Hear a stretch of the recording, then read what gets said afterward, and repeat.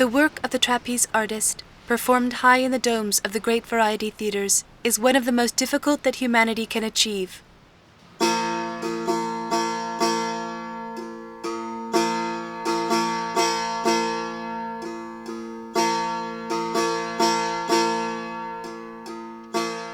A trapeze artist had so arranged his life that he remained on his trapeze day and night.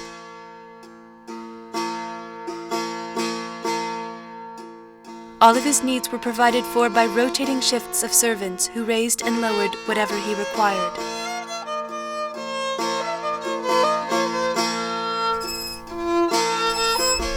The directors excused him for this because he was an extraordinary and irreplaceable artist.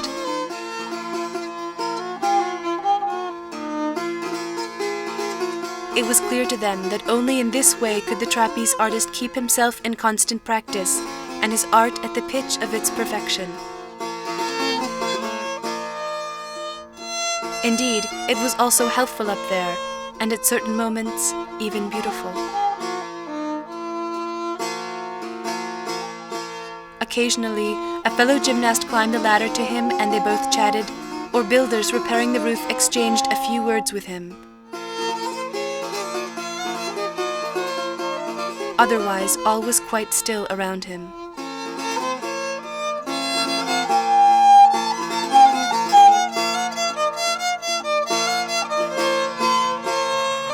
The trapeze artist could have lived this way undisturbed were it not for the unavoidable journeys from place to place that he found so burdensome. The manager took great care not to prolong his suffering one moment more than was necessary. On the train, an entire car was reserved in which the trapeze artist, as an objectionable substitute to his usual way of living, could spend the trip up on the luggage rack.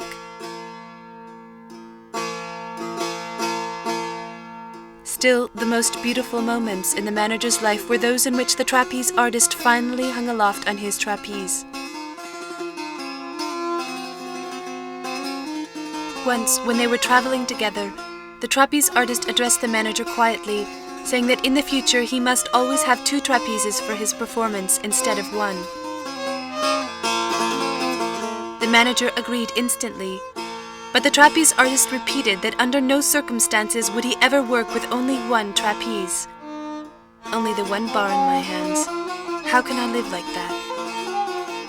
The thought of this happening even one more time seemed to make him shudder. The manager promised to stop at the very next station and wire the first town on their circuit about the 2nd trapeze, and he succeeded in comforting the trapeze artist little by little. The manager, however, was not comforted and observed his companion with deep concern. Once such thoughts began to plague him, could they ever fully cease? Mustn't they increase in intensity forevermore? Did they not threaten existence itself? And indeed the manager believed he could see the first lines beginning to etch themselves into the trapeze artist's smooth, childlike forehead.